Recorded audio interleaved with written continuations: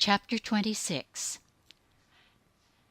It happened, when Jesus had finished all these words, that he said to his disciples, "You know that after 2 days the Passover is coming, and the Son of Man will be delivered up to be crucified." Then the chief priests, the scribes, and the elders of the people were gathered together in the court of the high priest, who was called Caiaphas.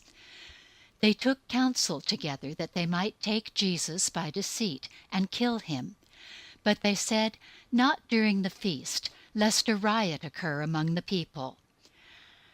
Now when Jesus was in Bethany, in the house of Simon the leper, a woman came to him having an alabaster jar of very expensive ointment, and she poured it on his head as he sat at the table. But when his disciples saw this, they were indignant, saying, "Why this waste? For this ointment might have been sold for much and given to the poor." However, knowing this, Jesus said to them, "Why do you trouble the woman? Because she has done a good work for me. For you always have the poor with you, but you don't always have me. For in pouring this ointment on my body, she did it to prepare me for burial. Most certainly I tell you, wherever this good news is preached in the whole world, what this woman has done will also be spoken of as a memorial of her." Then one of the 12, who was called Judas Iscariot, went to the chief priests and said, "What are you willing to give me that I should deliver him to you?" They weighed out for him 30 pieces of silver. From that time he sought an opportunity to betray him. Now on the first day of unleavened bread, the disciples came to Jesus, saying to him, "Where do you want us to prepare for you to eat the Passover?" He said, "Go into the city to a certain person and tell him, 'The teacher says, my time is at hand. I will keep the Passover at your house with my disciples.'" The disciples did as Jesus commanded them, and they prepared the Passover. Now when evening had come, he was reclining at the table with the 12 disciples. As they were eating, he said, "Most certainly I tell you that one of you will betray me." They were exceedingly sorrowful, and each began to ask him, "It isn't me, is it, Lord?" He answered, "He who dipped his hand with me in the dish, the same will betray me. The Son of Man goes, even as it is written of him. But woe to that man through whom the Son of Man is betrayed. It would be better for that man if he had not been born." Judas, who betrayed him, answered, "It isn't me, is it, Rabbi?" He said to him, "You said it." As they were eating, Jesus took bread, gave thanks for it, and broke it. He gave it to the disciples, saying, "Take, eat, this is my body." He took the cup, gave thanks, and gave to them, saying, "All of you drink it, for this is my blood of the new covenant, which is poured out for many for the remission of sins. But I tell you that I will not drink of this fruit of the vine from now on until that day when I drink it anew with you in my Father's kingdom." When they had sung a hymn, they went out to the Mount of Olives. Then Jesus said to them, "All of you will be made to stumble because of me tonight.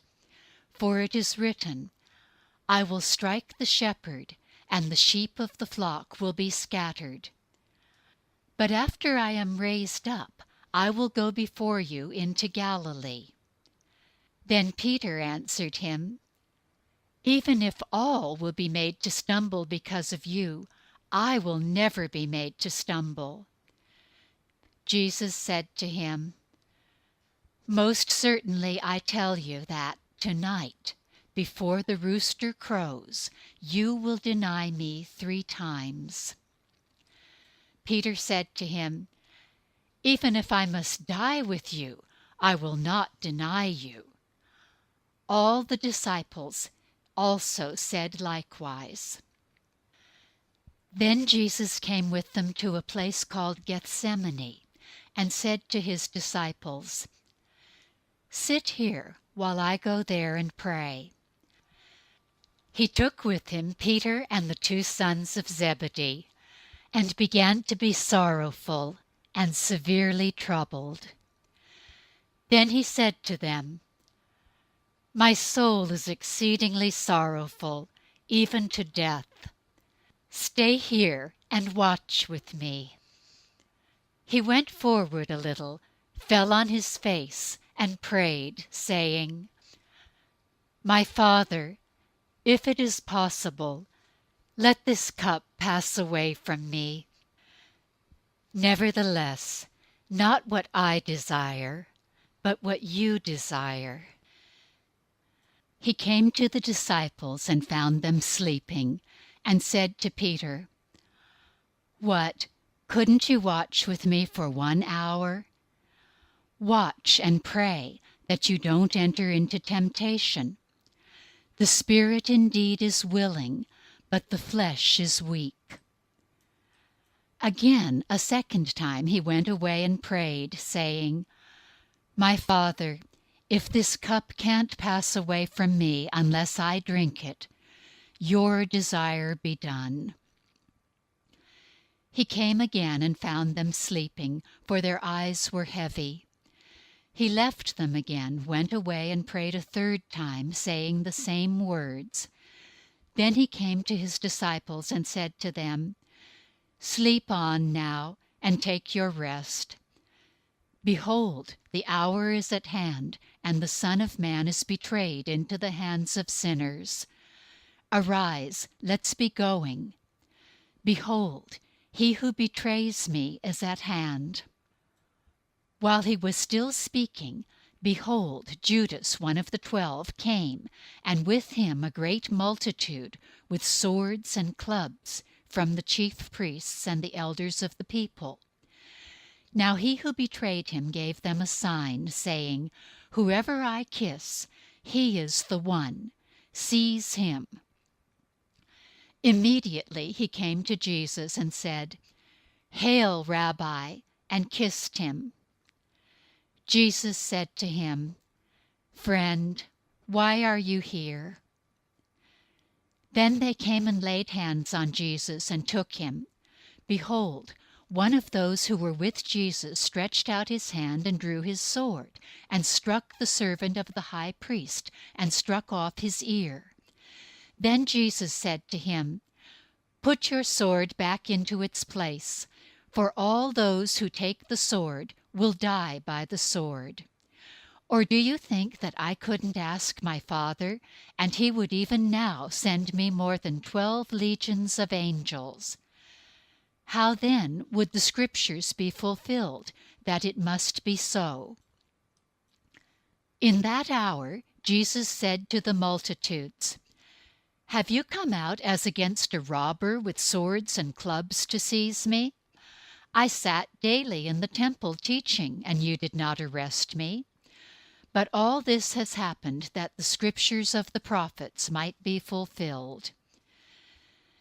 Then all the disciples left him and fled. Those who had taken Jesus led him away to Caiaphas the high priest, where the scribes and the elders were gathered together. But Peter followed him from a distance to the court of the high priest, and entered in and sat with the officers to see the end.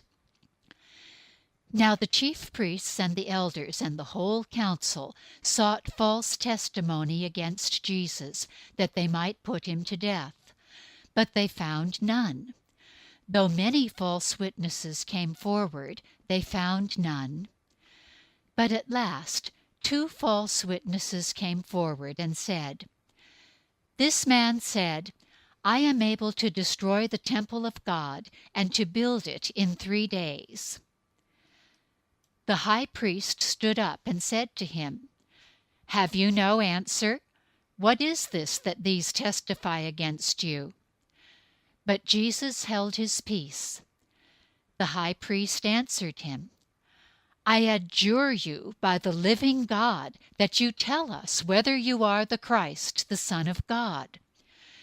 Jesus said to him, "You have said it. Nevertheless, I tell you, after this you will see the Son of Man sitting at the right hand of power and coming on the clouds of the sky."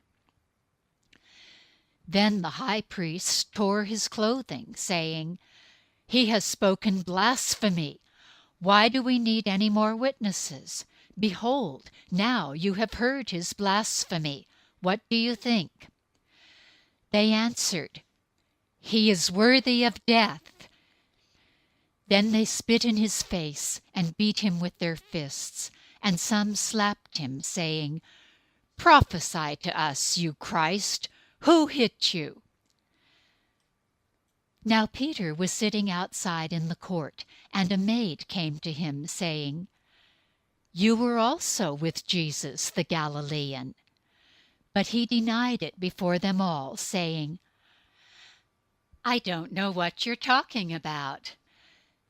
When he had gone out onto the porch, someone else saw him and said to those who were there, "This man also was with Jesus of Nazareth." Again he denied it with an oath, "I don't know the man." After a little while, those who stood by came and said to Peter, "Surely you are also one of them, for your speech makes you known." Then he began to curse and to swear, "I don't know the man." Immediately the rooster crowed.